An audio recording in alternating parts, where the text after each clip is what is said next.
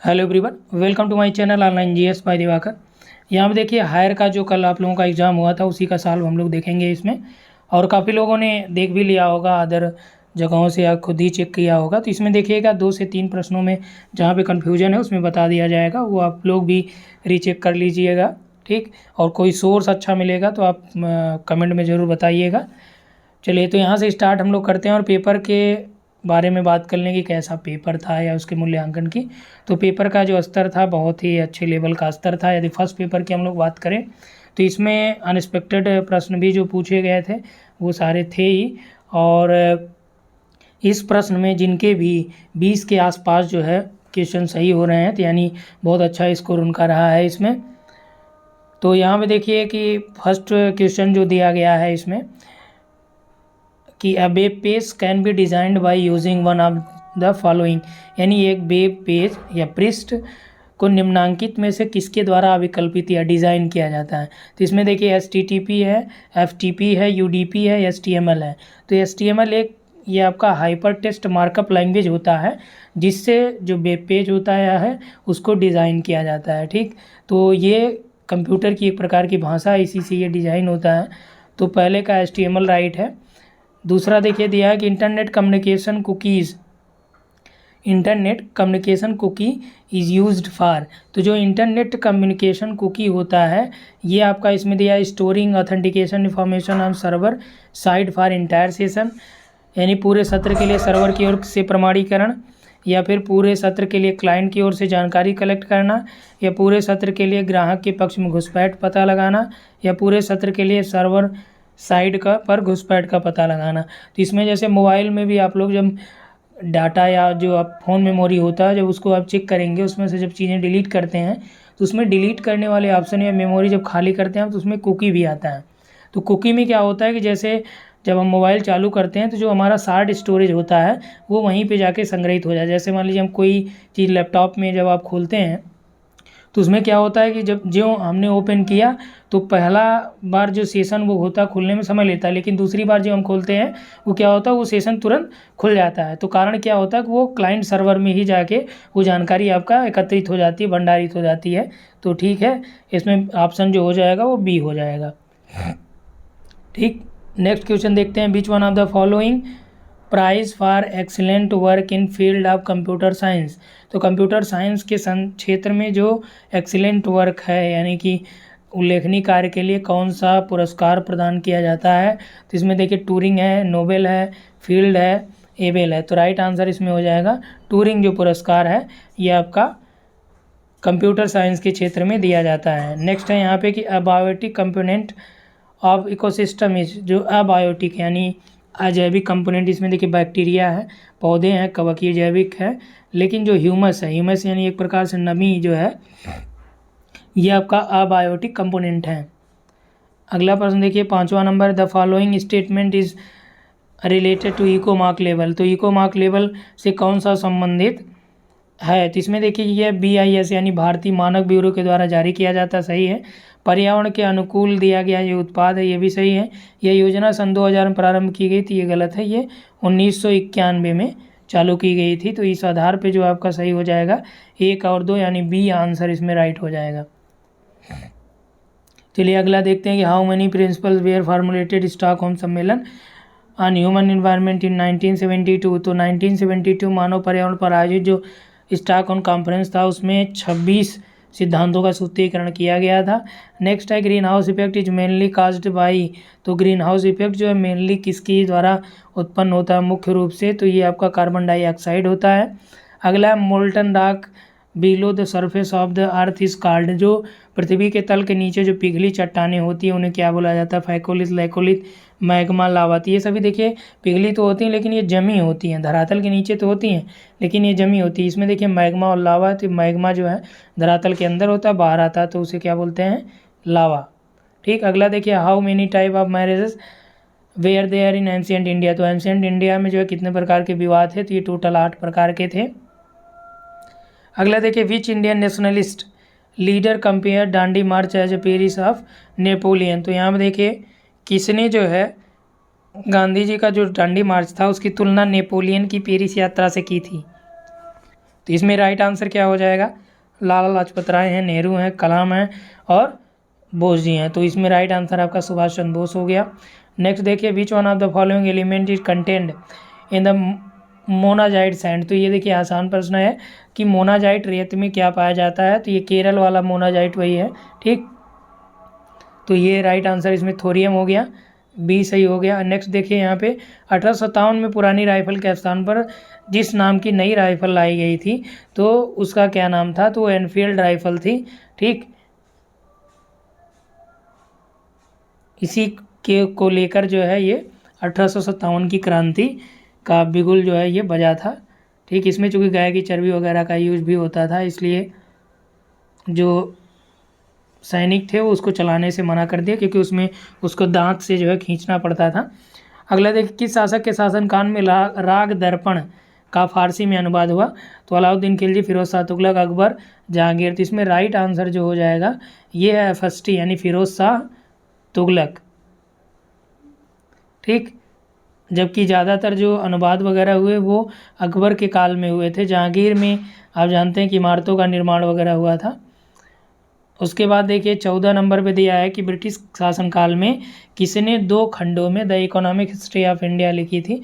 तो economic history of India ये देखिए आर.सी. दत्त ने लिखी थी, रमेश चंद्र दत्त ने जो है the economic history of India लिखा था।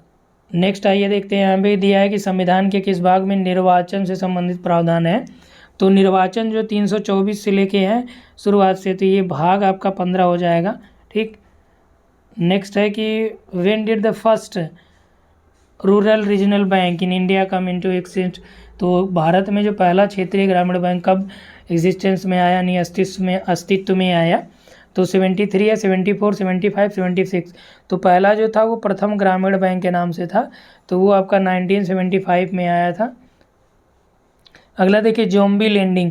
तो zombie lending refers to which of the following lending. तो ये आपका जो कैपेबल नहीं होते हैं उनके लिए ये उधार दिया जाता है।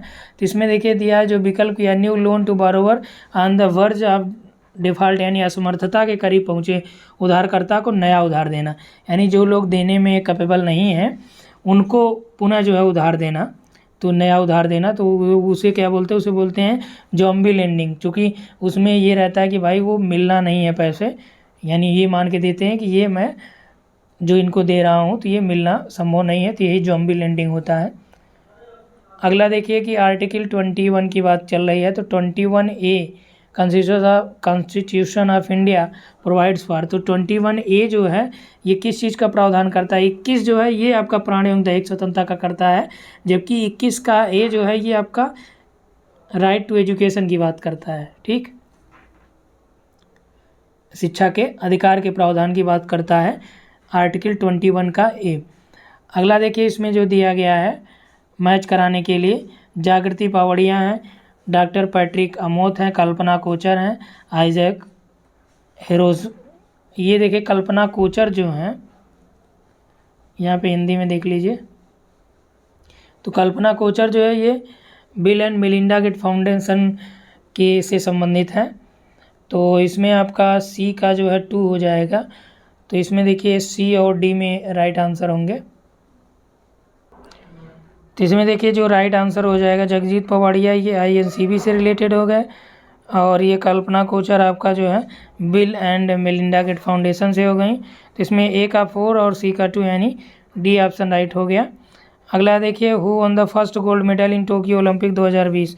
तो 2021 में जो टोक्यो में ओलंपिक हुआ है 2020 वाला, उसमें पहला मेडल किसने जीता है, तो ये यांग कियान ने जीता है पहला मेडल, ठीक। उसके बाद देखिए यहाँ पे दिया गया है जो, चलिए नेक्स्ट यहाँ पे देखते हैं हम लोग कि 2021 मई में किसने चाइना के 17+1 संघ से अपने को अलग कर लिया, आर्मेनिया, ब्राज़ील, लिथुआनिया, क्रोएशिया। तो इसमें कौन सा, इसमें आपका लिथुआनिया जो है इस संघ से अपने आप को अलग कर लिया है। और नेक्स्ट यहाँ पे देखिए 22 नंबर हो गया, 21 हम लोगों ने देखा। 22 में देखिए पराक्रम दिवस जो है ये किसके जन्मदिवस के उपलक्ष्य में सेलिब्रेट किया जाता है, तो इसमें देखिए कलाम, वाजपेयी, गांधी जी। तो सबसे पराक्रमी जो इसमें है वो हैं बोस जी, ठीक है। तो इसी से आधार पे आप लोग जो है इसको लगा सकते थे। तो इसमें राइट आंसर हो जाएगा बी। अगला है सबरी संकल्प योजना। तो सबरी संकल्प योजना जो है ये कुपोषण को समाप्त करने के लिए चालू किया गया था। उसके बाद देखिए रिफ्लेक्टिव टीचिंग इज़, तो रिफ्लेक्टिव टीचिंग या चिंतन शिक्षण किससे संबंधित है। तो देखिए आप लोग फर्स्ट पेपर यूजीसी में देखेंगे, उसमें 3 टाइप के टीचिंग की बात की गई है, जिसमें आपका रिफ्लेक्टिव टीचिंग भी है।